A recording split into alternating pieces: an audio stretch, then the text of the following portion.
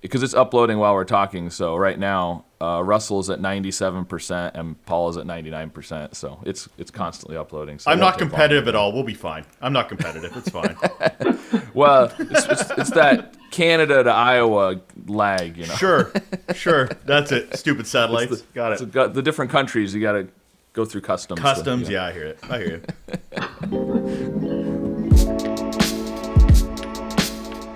Welcome to Conversely, the podcast that's like a bouquet of diverse perspectives. And today, we're the cupids of conversation, shooting arrows of insight into your ears. So buckle up for a journey through the valleys and peaks of love, where every viewpoint is a flower in our intellectual bouquet. I've got two great guests that I'm excited to introduce you to. I'm just going to go in the order they're on the screen here in front of me. So first up is Russel Lolacher. He is an international speaker and the founder and host of the Relationships at Work podcast. So welcome, Russell. Why don't you tell us a little bit about relationships at work? What's your show about? Absolutely. So the show is about the leadership mindset guide, creating workplaces we love. Leadership is an interesting thing. Nobody defines it anyway, but the problem is that leaders don't get supported. Leaders do not get a lot of training. There's a lot of studies that say they are basically hired in their 30s and not trained till they're in their late 40s. So the hope and the dream is to create a resource that helps people think a little differently about the impacts they have on the employee experience, employee retention, and workplace culture. And we've been putting out an amazing resource for the last 2.5 years or so.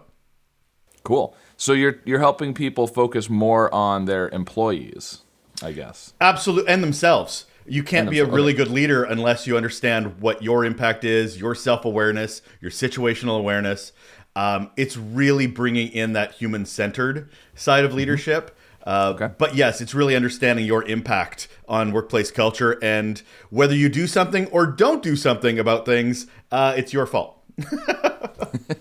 Right. Nice. Cool. All right. And then next, there's Paul Zolman. I'm assuming Zolman. Is that right? That's correct. Yours was a little easier than Russell's. So Paul is an international best-selling author of the book Role of Love. And I looked at your website to look up your book a little bit, and I see that the book comes with dice. Is that right? So that's a little unusual. Right. There's a cube that I've created that I put love languages on. So each side has a different love language. This would be time. It's a hand holding an hourglass.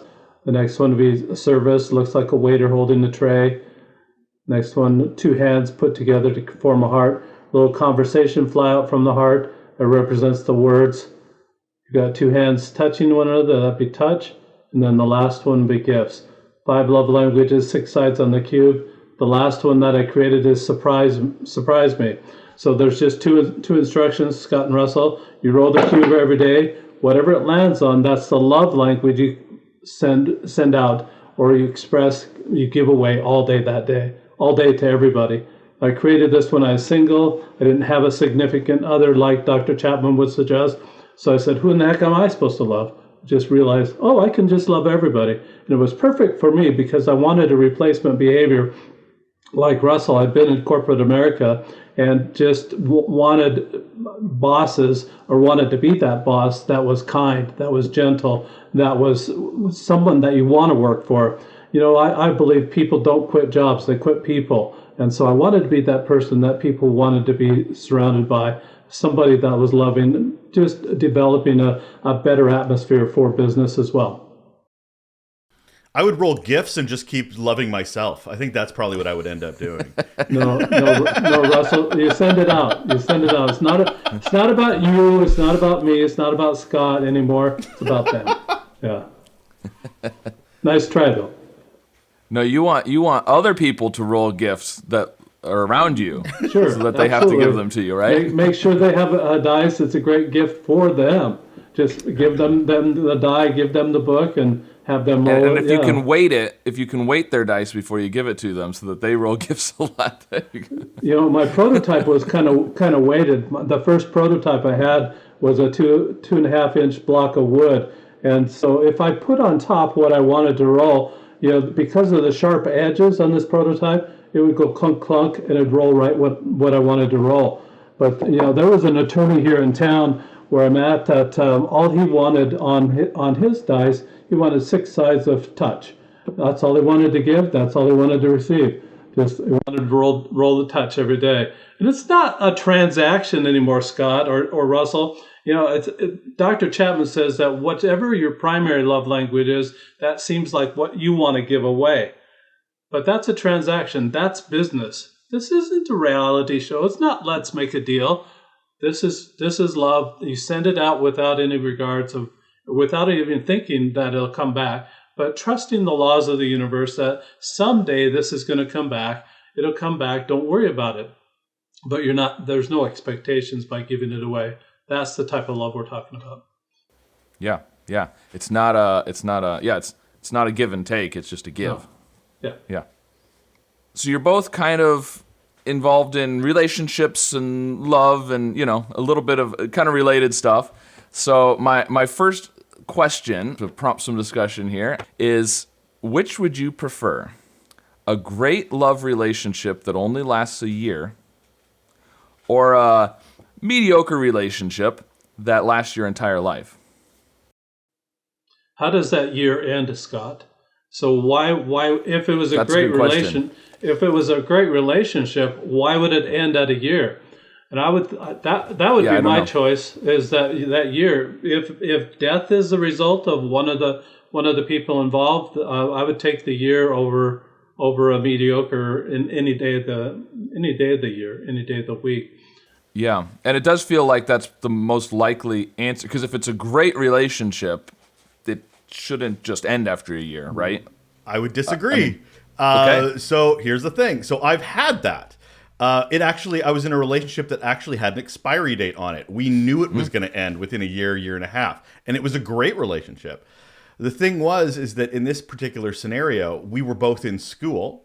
We were both starting a career out. So we started dating in the second year of a 2-year program, knowing full well that at the end of that 2-year program that we were going to have to scatter to the winds, because the job and the career we were going into meant you had to live in small cities, and having a relationship and choosing not to go to places because of that relationship would limit your opportunities. So we actually decided when we first started dating that at the end of our graduation, we would break up, because then she would go where she needed to go. I would go where I needed to go. We'd part friends. But it was an amazing relationship with an expiry date, just based on us not wanting to limit our opportunities in our careers. Interesting. I would have to agree with Russell that actually would be more of a partnership type relationship. That's probably a good choice, to have an exit strategy at all times within any type of partnership. I would agree. That's a good choice. It worked for us. Yeah, it was great. I mean, like I said, it was an amazing, loving, supportive relationship. We still keep in touch. This is 20 years later or so, but it was interesting. I've had all types of relationships, and that was one of my more unique ones to go, oh, it's like milk. It literally has an expiry date on it. Who knew? But to answer your question, Scott, that's a tough one, because I've had both. And both has their pros and both have their cons. It really depends for me on impact.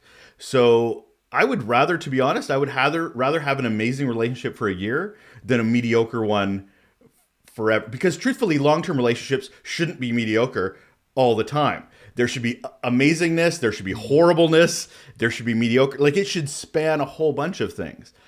But for 1 year, for a relationship to be amazing for 1 year, I'll take amazing over, man, do I want to be in this relationship? It doesn't motivate me. I don't know if I feel excited when I get up in the morning. So I'll take the year, and maybe I'll have a string of 1 years, and maybe that'll have enough of an impact on me. So yeah, I go for impactful, and mediocre doesn't feel that impactful.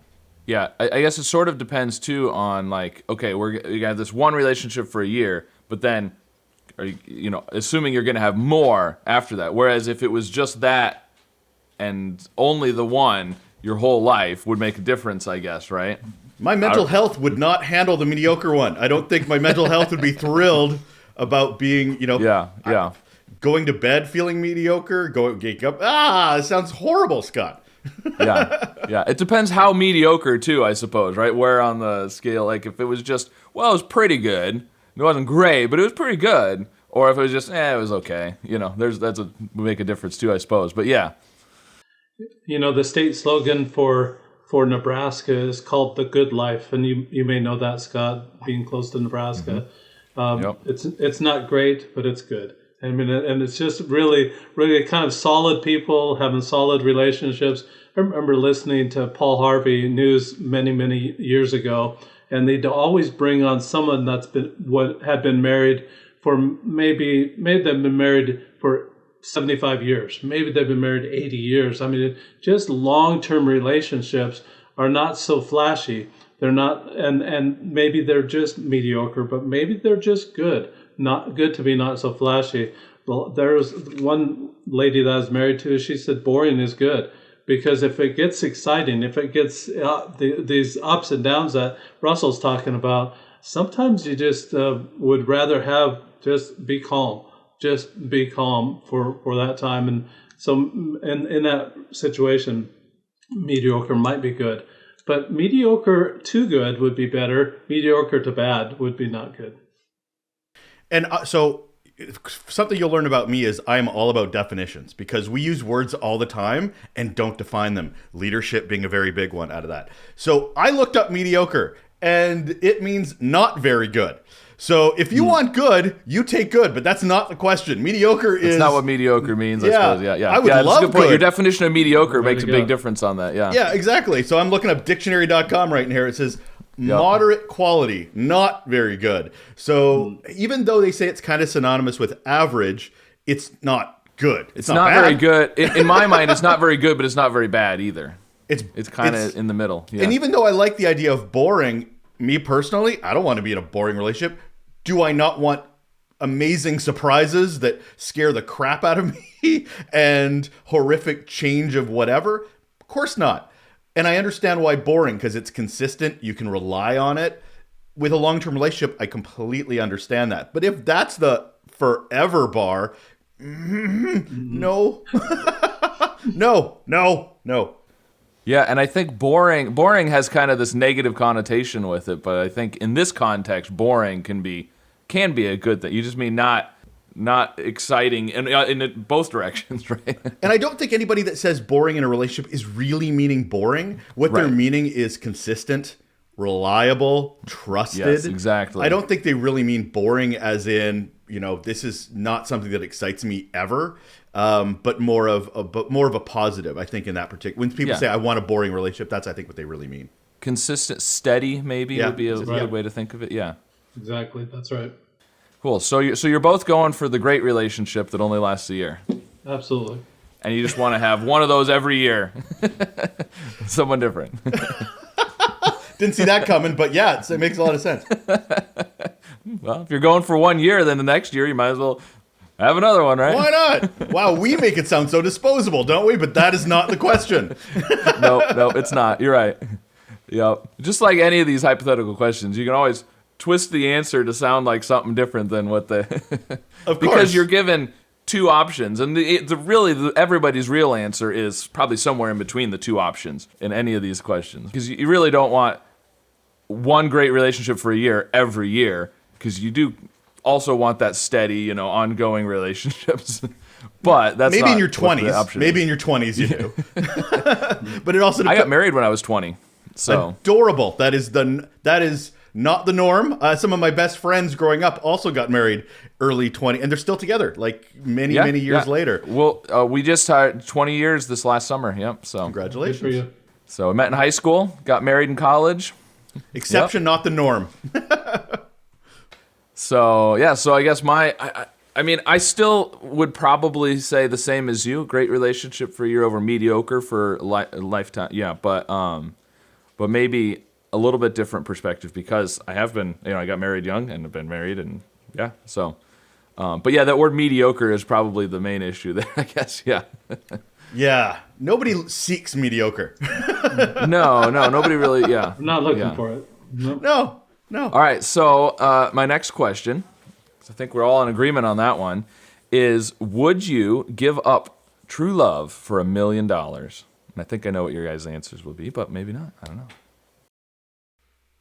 Oh, see, there's so many perspectives. Go ahead, Paul. You had your mouth open, ready to jump. Yeah, no, money's not the motivator for me. I really prefer the long-term relationship and the true love over any amount of money. You know, it's something that when you struggle together, it's kind of like the picture behind me. You know, when you have clouds in your life, you go through them, and then at the end of that, you'll see the silver lining on the clouds. Every sunset, every great sunrise, every great sunset, they all have clouds. And it was just kind of an epiphany that I had after I had a driving route that I had over 20 years ago. And I'd wake up before dawn, I'd come back after sunset. So I had a lot of windshield time. I was seeing all these sunrises and sunsets, and it just occurred to me, the very best ones have clouds. So it is with our life. And I think that when you work through true love with another person, you've been through an experience with someone, it deepens that true love. It deepens that relationship. $1 million can't do that. Now, are we talking American or Canadian currency here? Because that Either one. You choose. because $1 million American to me is about I think $1.4 million right now, $1.3 million. So Sure. I mean, we're not talking the same amount of money here, me and Paul. It's a good question in the sense that there's so many things to think about when it comes to that. Because we could be the full painted romantic and go, well, of course not. True love. Right. I mean, how bad do I need the money? Where am I in my life? Is it at the beginning of my life, at the end of my life? Say I, like you, Scott, if I had found true love in my 20s, I have time to build up equity even faster with a partner. So money, even though my brain isn't even formed yet, I'm not throwing you under the bus yet on that one, Scott. My brain hasn't fully formed until I'm 25. So decisions made then may not be great. But having said that, money might mean different things to me, and true love might mean different things to me at different points of my life, right? At 20, true love is princess bride love. In my 50s and 60s, true love's like, well, are they contributing to the relationship financially? Are they like your qualifiers might be different of what that looks like. My gut reaction is I wouldn't give up true love. I think everybody's gut reaction was, of course not. Of course not. But I wouldn't put of course in front of it. Well, sure. It would really depend on where I am in my life and how I would define, your currency. And it kind of sounds like, Russell, I mean, I don't want to say you gave up love for money, but to a certain extent, you had this expiration date on this relationship that you had because of your job, your occupation, right? Well, where I was in my life too, right? Where she was in her life, where I was in my life. It wasn't about money because we were in a industry that paid nothing. It was radio broadcasting. Sure. But it was for your career. Correct. I mean, which ultimately is a big part of why you have a career is for money, right? Yeah. And we didn't have a direction at that point in our careers. So it was our first foray into having something that could be defined as a career as opposed to, I'll take another waiter job. Or, it was not one of those. It was finally some direction. So we both had an amazing amount of drive and purpose. So going into that, our focus was not having a relationship because we wanted that career. We even told each other when we started in that program, we're not looking for love, we're not looking for relationships because we need this career to happen. So we both went into the relationship with eyes wide open. So yeah, certainly not true love, but yes, we chose career over relationships at that point in our life. And I would choose differently at different points in my life too. Yeah, and saying choosing a career over a relationship isn't quite the same as saying giving up true love for money, but it's kind of in the same. They seem related, I guess, is what I'm saying. You're choosing. I mean, if I wouldn't say. I mean, we're talking true love is this fictional, romanticism of love that doesn't exist. So money exists. Money's a real thing. So So in that, it was the reality of the situation. Rather than going, hey, do you think we can make long distance work? That wasn't even in the cards for what we were trying to do. Scott, you know what I'd do with this? I'd make a country song out of it. Then I'd make my $1 million off the country song. Whether the choice, there's always that choice. Dealing with the choice. Yeah. Yeah, and the country song would tell the whole story. and then you'd make your million off the country song. There's a tear in Paul's beer. Got it. Nice. Yeah. Now then the question becomes, okay, so you wouldn't give up true love for $1 million. What about $500 million? What about $1 billion? Like, where? At what point, or do you at any point? Why? This makes me think of a lot of inappropriate conversations. Cause yeah. There's been similar questions. asked. It's been in movies and things like that. Yeah. So what? Yeah. Like, we've established you're a prostitute. We're just negotiating price now. Right. Like, that's basically what's that Robert Redford movie is what I'm thinking of. I know what you're talking about. I don't know what movie it is. Yeah, I'm suddenly seen... Indecent Proposal. That's the movie I'm thinking of. Indecent Proposal. Yeah. But that's kind of what you're asking is you're basically putting a monetary value regardless of how much is it worth? Yeah, how much is it worth to? Let's talk. I think the interesting thing about the whole question is that if you were single and you were making that choice, you may want to have that base, that financial base, before you actually moved into a relationship. But then after you had that financial base, if it was 500 million, if it was a million, if it was if it's 10 million, whatever it was, whatever that financial base is, then though, if they find out about it, if that person that you're in a relationship finds out about it, is it really true love? And can you find true love with that money? And I think that there's some people, there are some gold diggers out there, some people that are watching for that type of situation. And if there's not that situation, maybe they have no interest. So really, then you're back to, is that really true love? Are they really loving you, or are they loving what's behind you and that financial backing that you have? Yeah, and back to Russell wanting to define things, I guess you'd have to define what is true love, right? And what is giving up? Are we saying you've already got this and you're ending the relationship for the money? Or is it, I could have had this true love and I'm choosing not to even, someone from the future comes and says, you're going to meet your true love next week. You can choose not to meet them for the money. That's two different things too. If you already have it and you're giving it up, or you're giving up that possibility. And we're also, and not to get a little serious here, I'm Paul Scott, we're saying this from a very nice seat of privilege here. We could be in a very different financial situation where any amount of money is survival when it comes to that sort of amount of money. So true love could be put on the back burner based on our ability to pay the bills, pay rent, pay electricity. Like, it really depends on our situation in life for us to make that decision as well. Like, I'd want to live versus, true love. I could have mediocre love and be able to afford to pay for my kids to go to, or clothes for my kids. So it really, really depends on your economic status as well, your socioeconomic status, to be able to answer that question.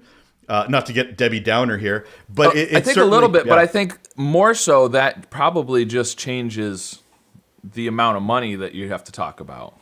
It might not. I don't know. I mean, it could. Again, what depends on your economic status. If you already have a well-paid job, then true love, well, sure, I'll pick true love because I already can afford all the things I need for my Maslow's need hierarchy, right? But if my need hierarchy or my that hierarchy isn't where it should be, then, safety, food, shelter gets really more elevated if my financial situation isn't what it could be. So, yeah. Sorry, I get super serious on that one. I get it. I guess I get what you're saying. I wonder how much of a difference your situation really matters, though, because I feel like no matter how much money you have or how good a paying job you have, everybody always feels like they need more money. They always have that feeling, people who don't have money, who are, really poor, oftentimes don't feel like they need as much as somebody who has a lot feels like they need more. True, but I think you and I need to be in that situation to give an honest answer about that. Sure, I understand that. Yeah. Yeah, we all don't know, everybody doesn't know what other people's experiences are. But yeah, I just wonder, how much it would actually change people's response. I think it's more the intention and motivation rather than what the response would be. There is a point in your life where you're like, for me, I'm doing okay. Like I make okay money. So my thing is I come from a different place to make that decision than somebody's like, I don't know if I can pay rent this month. It's freezing outside. I can't afford heat. Like then we could talk about, $1 million versus $100 million.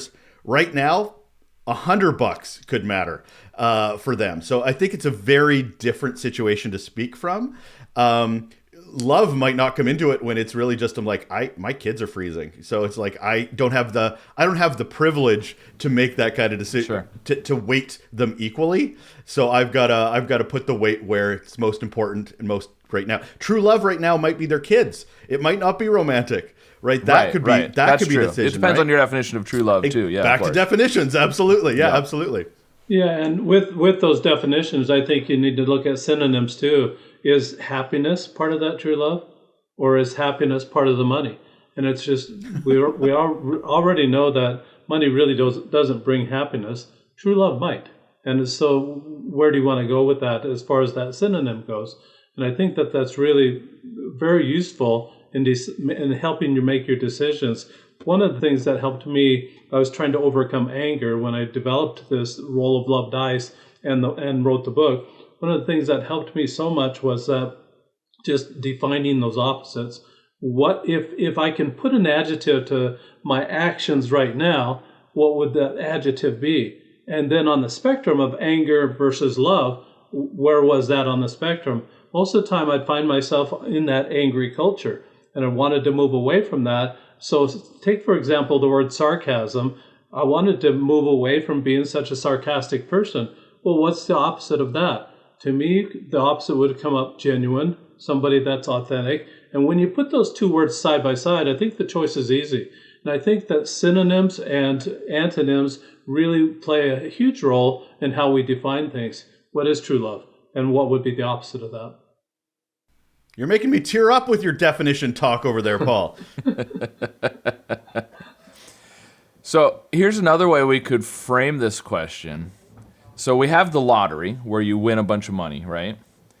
What if the lottery, if you won, you had to give up your true love in order to win the money? Would people still enter the lottery?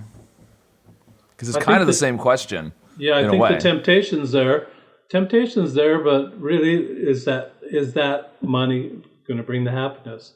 Or it may facilitate happiness to a certain extent, but once you get past that, and people will think that they'll maybe look down on you because you have a lot of money. There's really some downsides of having a lot of money. There really is, and it's fame and just the scrutinizing that everybody does of that. And do you really want that, or do you even know that comes with that pocket of change? There are these type of attributes that come with it. And I think that you really have to look at that whole picture before you make that decision. What does true love look like, and what are the aspects of true love versus what does money look like, and what are the attributes of that? Will everybody start knocking on my door? If I win the lottery, are people going to come and start banging down my door, and I'm going to have to move to a new neighborhood, change my name? What are the consequences of each choice? And I think really you need to look at the consequences of each choice to be able to make a true decision. It speaks a lot to what my show talks about a lot, which is self-awareness and situational awareness.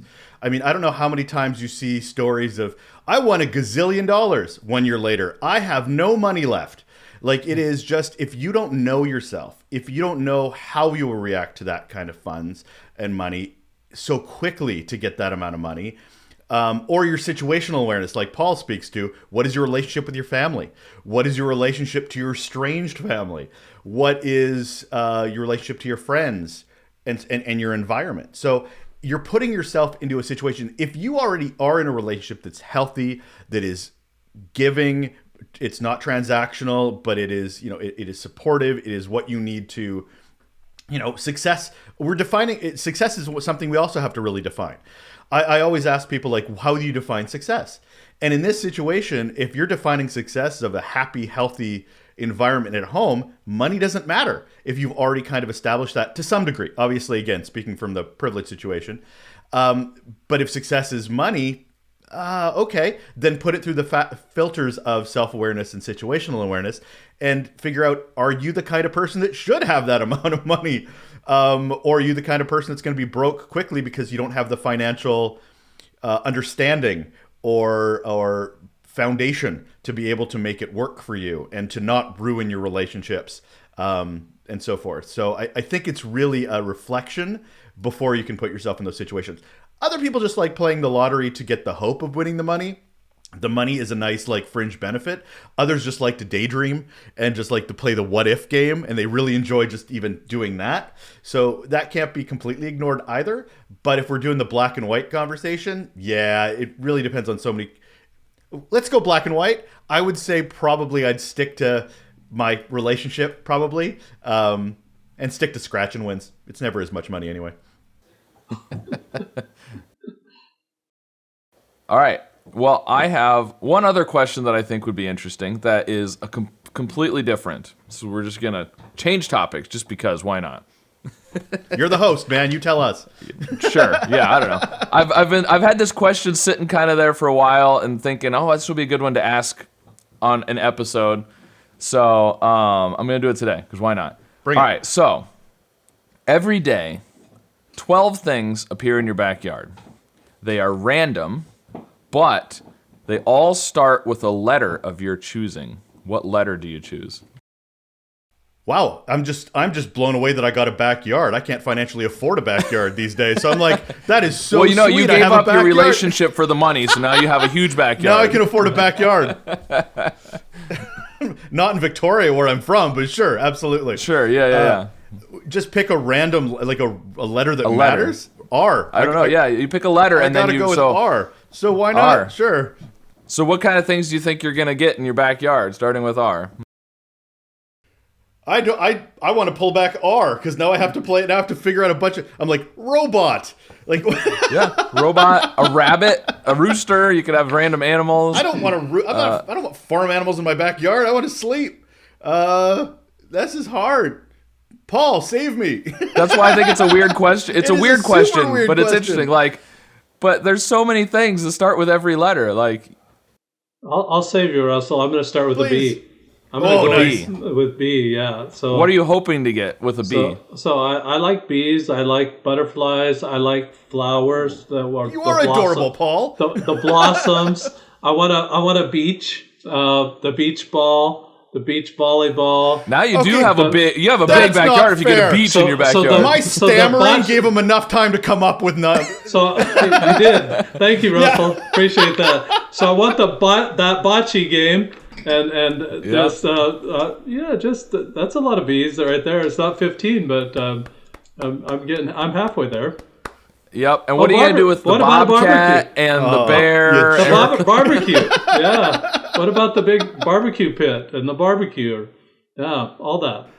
I have no idea because I'm thinking. So I'm going through the alphabet. I'm like, I'll come up with 2 things and jump ship. Like that's exactly. I'm like, okay, no, I hate golf. Okay, so it's not G. Grub, sure, food in the backyard, great. But Paul's barbecue is way better than that. So I'm just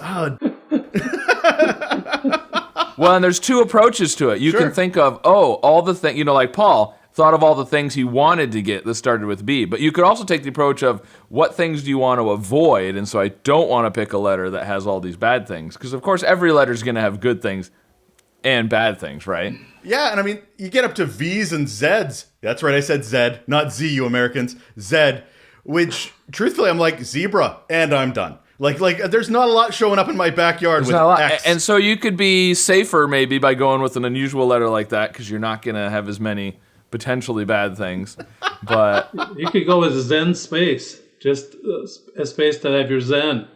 See, I'll just whatever Paul says, ditto. Like at this point, mine's a D because he's good at this game. I am horrendous. Yeah. He's given me better answers that I can come up with on my own. I'll be in Paul's backyard having fun with the barbecue. Yeah. Well, and B, you could get a backyard then if you chose B. A backyard and maybe a basketball court. Basketball court. You're crushing it, Paul. You know what? You're crushing That's it. what my boys have been asking for Christmas, for birthdays, for several years. Is they want to build an indoor basketball court in our backyard. Indoor. Yeah, they want an indoor one for days like today. Because nothing's more inexpensive than indoor anything. Yeah, fair enough. We have a hoop in the driveway, and we've got the lines painted and everything, so we kind of have an outdoor basketball court. Hey, Dad, can I get stadium lights too so I can play after Exactly. 8? Sure, kid. Bottomless pit. I chose money over true love. Whatever you want. Yeah, that's a tough one, man. Like I said, I can get to about 3 per letter, and then I'm like, and I'm out. I don't know I have nothing else. Yeah. So what are some bad things that start with B? I'm trying to actually think of, where there's some animals, like a bobcat, a bear, that could be a little dangerous. Just put bad in front of anything. Well, yeah, I guess that does it. There you go. It feels like you can't just use adjectives that start with the letter. A bad right? friend. Oh, Yeah. man. This is not my creative endeavor, this question. This is not... Oh, man. No, I got nothing. Yeah. I'm actually not thinking of too many bad things.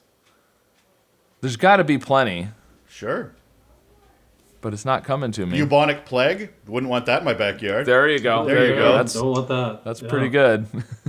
Bad, but it's a good Yeah, I was answer going for to say, something. wait a second. We're back to definitions again, Scott. Right. It's a good answer for something that's bad. Yeah, yeah. Yeah, bubonic plague. Yeah. We just a couple episodes, or was it the last? I don't know. An episode or two ago, we discussed going back in time, and getting the plague was one of the worries of going back in time, was diseases that you'd catch because you're not, immune to the things from the past. And So it was a feel-good episode, was it, Scott? yeah. Well, again, definitions. We had to define what, if you go to the past, are you safe from catching these diseases and things, and not, or yeah. A whole episode on time travel, defining things would be very difficult, even just how many movies where the rules of time travel are completely different. So, Sure. interesting. That's tough, yeah. Not easy. Cool. Well, all right. Well, that was I think B is a good answer. I don't know. When I saw this question posted somewhere, and my first thought was like, well, no matter what letter you choose, there's so many words in general. There's so many that start with every letter. There's going to be lots of good and bad things, but somebody listening is just firing them off right now. Oh, Just yeah, sort of yeah. just bang, bang, bang, bang, bang, bang, bang, and I'm. What are these idiots? They can't come up with anything. I'm like, yeah, good for you. I just can't. That's right. When you're put on the spot, it makes it a little tougher. It's also 6:30 a.m. where I am right now, so this is my. You're asking a lot. on your game, Russell. I like it. Well, then I should mention, for those people who are listening that have a whole list of things that we're not thinking of, they should go to conversely.fm and send me a message with the list. Engagement. Nicely go, played, yeah. Scott. Nicely played. I'm not good at remembering to plug those things, so I gotta force myself to do it when it comes up. So Opportunity, man. all right, well, I have one more question then, and we'll finish on this question because it's appropriate. Because it's, if you could send one last text message to everyone on the planet. Now, I don't know if this is you're dying, maybe you're getting on the spaceship to Mars and you're never going to be able to talk to everyone again. Whatever. It's one last text message to everyone on the planet. What would you say? I would say Go. send love out. Just send it out every day, and I think that's really. I knew you were going to say that. You knew that, yeah. It's really He's on something. brand, that Paul guy. Yeah, go ahead. If you're wanting to make an impact, I think that's the way to make an impact. You want your last words to be something that they're going to remember for a very long time, and you want it to be something serious, probably, rather than something funny. It could be something funny that they'll repeat, but you want it to have an impact on their life as well. I think if I was one last text message to everybody that I know or matters to me, I think, speaking to Paul's point, I think for me, it would be, I appreciate you. I think it's impact matters, but it's not just impact, it's the value of that impact. And I think recognizing the value of that impact and the relationship. So I would, there's tons of things that come to mind, like love you, miss you, but that feels a little self-serving. It feels like it's a bit about me. So I would put out for that to be about them, and just like, you're appreciated. I appreciate you. That shows that our time together, however fleeting, whether we were together forever or that one true love year, I think it's a matter of appreciating the time we spent together, and that your time was not undervalued. Your time was appreciated. Your contributions were appreciated. And obviously the text message could be like 17,000 words long. Like, we haven't defined the length of the text. You're texting them a book. Exactly. Yeah. But I think if we need to make it short and sweet, I think it's appreciate you. Maybe a little I can't do personal because it's all the same to everybody. So I think I'm a big fan of personalization. So for us to be able, if I can't personalize it, at least by saying I appreciate you, it gives them the opportunity to reflect personally about our relationship and the good of the relationship. And that sort of gives them the fuel and spark to sort of start having that reflection. And just sort of maybe put a smile on their face. And of course, if you're sending it to everyone on the planet, you don't have a relationship with most, the majority of them. So yeah, and to speak to that, maybe it's I don't know this person, but it's still, maybe it's something somebody needed to hear at that moment, right? Yeah. So even if it's not a personal, to your point, it's to everybody. Yeah. So I think that digs a little deeper for me. This got somber. Yeah. You don't think about those things that often, yeah. Yeah, it's a little tricky to think about, okay, this is the last message you're going to be able to send. Like, it's your goodbye, right? So I have a question for you, Scott. Yeah. Like, do you edit out the awkward pauses? Because you're asking questions that we're both like, the eyes go up and we're like thinking about it, right? I do. Do you? Good. You're like, they took way too long to respond to this. I'm like, well, if you're not giving us the questions ahead of time, I edit out those awkward pauses. Yeah. Fair. So we look really on the ball, Paul. We're sharp. Yeah. There we go. Yeah, because I've actually listened to podcasts where they don't edit out those pauses, and sometimes a little pause is good, if it makes sense and it flows. And sometimes when people are doing Zoom or whatever online, there's that little bit of lag between the back and forth. Right. And I can tell when I listen to a podcast and they haven't cut out that lag, and it bugs me. So I usually go through, I trim a lot of that. Yeah. So audiophile nerd you. Fair enough. Yeah, I get it. So hopefully it sounds more like you're having a normal conversation. Yeah, no, fair. And I think as a podcaster as well, it's really important to give space, because people will think we responded too fast to some of the questions going, there's no way they had that in the chamber. Like, they were just ready to shoot that one out.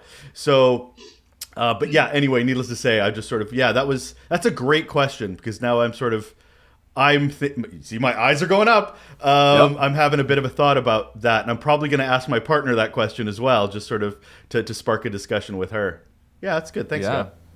Yeah, well, people should probably go to conversely.fm and let us know what they would send out as a text. Yeah. Lean into it, Scott. Lean into it. Yeah. I'd like to know I've myself, never been good at that. I have a YouTube channel as well. I do. I solve puzzles on YouTube. And that's one of the things that I've always been bad at. Is it took me a while to even get to where I could tell people to like and subscribe and that whole thing, and I'm really bad about promoting that stuff. So I'm trying to force myself to be better about it. Self-promotion is very easy and very hard for people. Yeah, it is. Yeah. It's one of those things you feel weird doing it. I don't know. At least I do. Yeah. Maybe this is my Midwest, I don't want to impose things on people kind of feeling, right? You always have to qualify everything. Like, well, I mean, if it's okay, if it's not, it's fine. But I was just thinking, maybe if you were, if you wanted to, then just ask them. You're sounding so Canadian right now, too, Scott. What's that, Paul? I just say I like that directness, Scott. That's awesome. Yeah, that's how we are here in Iowa, at least. I don't know. That's kind of how it. I've ran into this with my son. I'll tell him, hey, I it's getting late. I think you should be going to bed. And he's like, yeah. And then a few minutes later, I'll be like, hey, I told you to go to bed. He's like, no, you didn't. You said I should be thinking about going to bed. I'm like, but that's what I meant.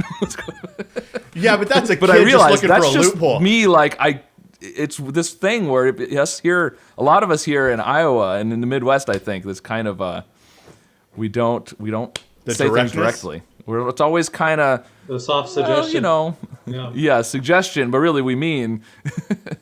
But kids will take any opportunity to look for the loophole, going, but you said. My partner has a 9-year-old, and she's already knee-deep in that child manipulation of, but you didn't say exactly these words, so I can do whatever I want. Yep. It's that definition thing. Look at this, it's coming around to the beginning. Nicely played.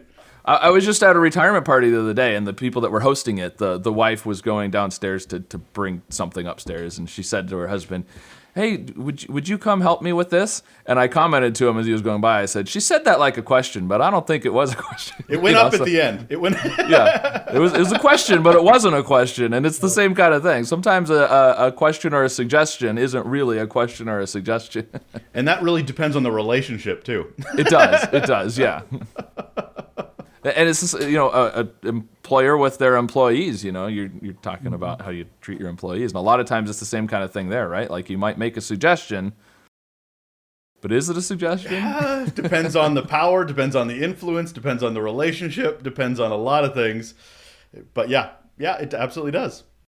So Scott had the same issue. I went to Japan for a couple of years, and you have to really, it's more or less, you have to be really soft pedal.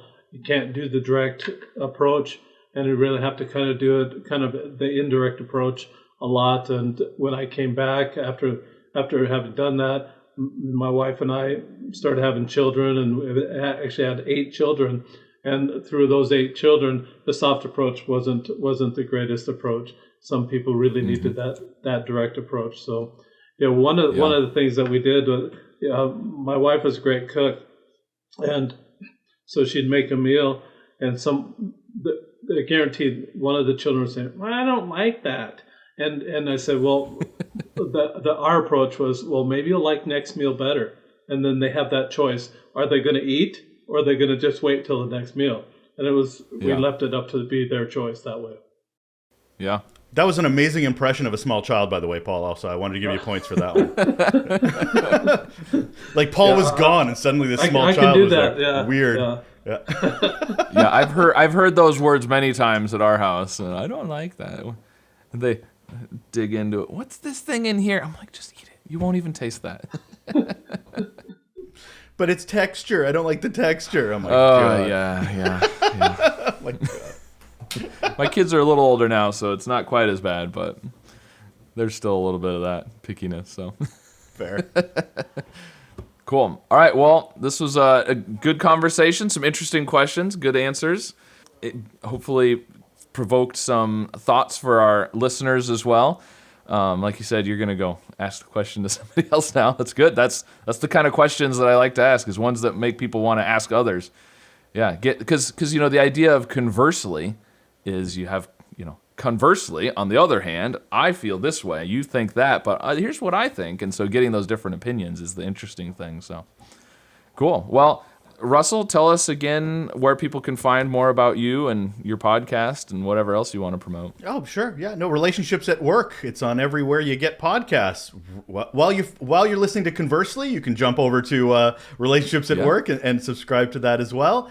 We're on YouTube as well, which is, everybody learns differently. So we try to make sure that it's at the show notes are relationshipsatwork.ca, also the YouTube channel and the podcast. So we're at quite a few episodes now, so it's a pretty good leadership resource.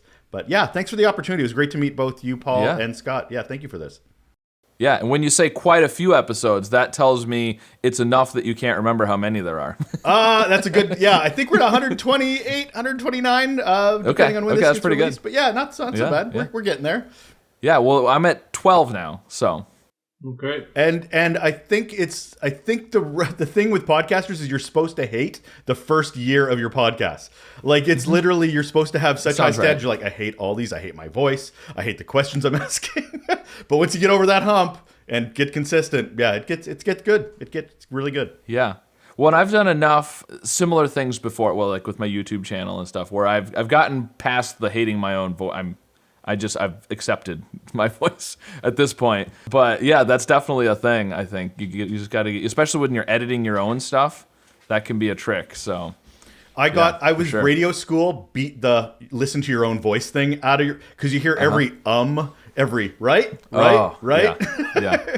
Well, and when I'm doing, I solve puzzles, crosswords, Sudokus, Wordle, all those kind of things.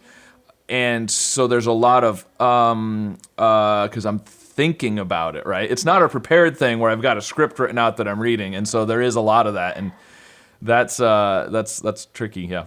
You got to get used to that. It's hard. When I was in radio, we had to record the breaks in between. Like, so we'd put a tape in, and it would only record the spots in between the songs, obviously. And then you would have to listen back to it. And you were just infuriated with yourself because all you hear are all the mistakes. Nothing you're doing well, you just hear all the mistakes. So yeah, it's congrats on getting through that. It's what's the term? Pod fade. After 8 episodes, generally most podcasts die. So sure. So congratulations on getting over that hump too. Yeah. Still, it feels like it's an ever expanding hump, but yeah, it is. One of the big issues with this podcast is just the scheduling and finding people and coordinating all of that. That's the hard part. Agreed. Editing it is a little bit of work, but since it's a conversation, I'm just kind of taking out gaps. I'm just pulling pieces out. I'm not really editing it where I'm moving things around and switching but yeah, the prep work is what's the most work, I guess. Agreed. Yeah. Scott, over the last 7 months, I've been a guest on maybe a little over 200 podcasts, and this format has been really fun. This is probably the most fun I've had on any of the podcasts. I love the format, and I think it's really this discussion type format is really worked well with all of us, and I think that Russell, in his business sense, building relationships in business, I'm working toward that too. How do you bring the love languages into the business sector? And I think that that's something that's really, really important. There's a lot of rage in the business. There's a lot of people that are trying to climb a corporate ladder, and they're trying to climb it the wrong way by putting other people down. It doesn't ever work that way. You've got to climb it appropriately, that you climb it with kindness. And do kindness on top of kindness on top of kindness leads you to higher levels of love, the charity, the compassion, the mercy that leaders really should have. They should have that type of leadership, the forgiveness, the empathy, the sympathy. They really need to have those qualities. And they stack that on kindness on top of kindness on top of kindness. That's how they get to those higher laws of love. Love the format and just think that this was fun. This was really a lot of fun.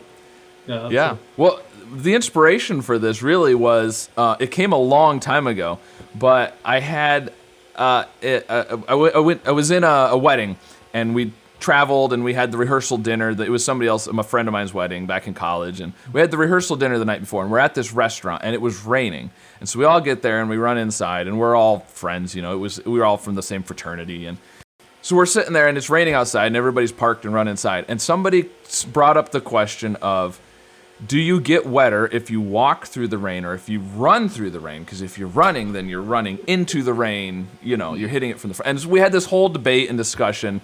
And at the time I thought, this is really interesting. People have these kind of conversations with a group of friends all the time where someone says this and everybody's got different opinions and no one's really... It's just all in fun because we're all friends and the discussion, and I thought it was interesting. And so that was kind of, I've always thought, that would make an interesting, show or something. And so that's kind of the inspiration for it. And then it's kind of been in the back of my mind for a while. And so I finally just decided to do it. Good. I think you're onto something. It's a good format. Yeah, as opposed to, we're always going to talk about the same thing. Yeah. Or it's the same two people on the show every time, just get random people and let them discuss something. For my show, not to go too far down the rabbit hole, I hear what you're saying, and format-wise, it's always really interesting to try to mess with that and mix it up and make it a little bit more interesting. One of the first things I learned quickly is, so my podcast has 3 major areas: leadership, workplace culture, and employee retention. Those are too big to talk about. So anybody that tries to be on my show and wants to talk about leadership, I'm like, no, because leadership is a 17-year conversation. What can you talk about in leadership that is interesting and we can dig into? Because that's why I love your questions, because they're very specific.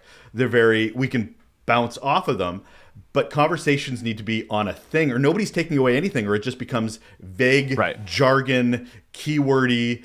And unfortunately, there's so many podcast guests that want to stick to their keyword. Well, I talk about diversity, and I'm like, okay, what about diversity? And they're not even prepared to talk about diversity at that level. They just want to they just want to spot general comments. So for you to mix it up a bit, I really appreciate that, because it makes I really appreciate us digging underneath the surface of, even though we're talking about not leadership, we're talking about relationships, romantic, financial relationships. But I really appreciate that. Yeah, cool. Well, and Paul, I don't want to forget to let you tell everybody where they can find you. So why don't you tell us where people can find your book and the dice and all the things. So I've got the cube, I've got a book, I've got a journal. Some people like to record what they rolled, opportunities they saw to love in that way, what they did about those opportunities. It's all on my website, rolloflove.com, R-O-L-E of love. I did a play on words. R-O-L-L is what happens with the dice outside of you. R-O-L-E is what changes you within. We're looking for that change within. R-O-L-E of love.com, and you can get the book, the dice, and the journal. It's on special right now for $29.99. It's a whole lot less than even one session of therapy. And it'll help. That's for sure. And it'll help you a lot more. Yeah, I imagine the journal is probably a good way to keep yourself accountable. Absolutely. Right? If you roll the dice in the morning and you say, I'm going to do this, and then you go out and then at night, if you come back and you got the journal and you got to write down what you did, I kind of forgot about it, right? So that's a good point, Scott, because I'm putting this in the classroom right now, testing it in K through 6, the younger set. So at the beginning of the day, it takes less than 2 seconds to roll the die, and the teacher will then explain, maybe 30, 45 seconds, explain, class, this is the type of behavior we're watching for that day. At the end of the day, now these kids, 6-year-olds, 7-year-olds, 8-year-olds, 9-year-olds, they have to be responsible for their actions. And they have to write about it at the end of the day. The teacher does a check mark, and and then sends the paper home. That astute parent is going to collect all those journal pages. Now at the end of that school year, you've got a journal for that first grader. You've got a journal for that third grader. That is going to be so precious for that person. 10 years, 20 years down the road, 30 years down the road, they'll be able to show their children, this is what I did in first grade. This is what I loved about first grade. This is how I loved in that. I would have loved to have a love journal from my mother or my grandmother or my grandfather. Instead, Scott and Russell, I got a journal about the weather. The weather 60 years ago. Who cares what the weather was like 60 years ago? I would have loved to have something about how they loved. Yeah, that's a neat idea. I hadn't even thought. I was thinking of it mainly just as adults, because I'm thinking they're the ones that are buying the book and reading. I didn't even think about doing it with kids. That's a good idea. Well, everybody should go check out Russell's podcast, Paul's book, see all the things that they're doing. And of course, go to conversely.fm and let us know what you think of what we talked about. Let us know what we said that was stupid and what we said that was insightful. A little bit of both would be good. Use the roll the love dice before you give us your comments. There you go. There you go. Make sure it's nice. Cool. Well, yeah. Well, thanks, Russel. Thanks, Paul. Just starting out your day. You mentioned commenting is pretty early, so hopefully you have a good day. Spread some love. Absolutely. More coffee. All right. Thanks so much, Scott. Paul. Thank you, Scott. Yeah, thanks. Good talking with you.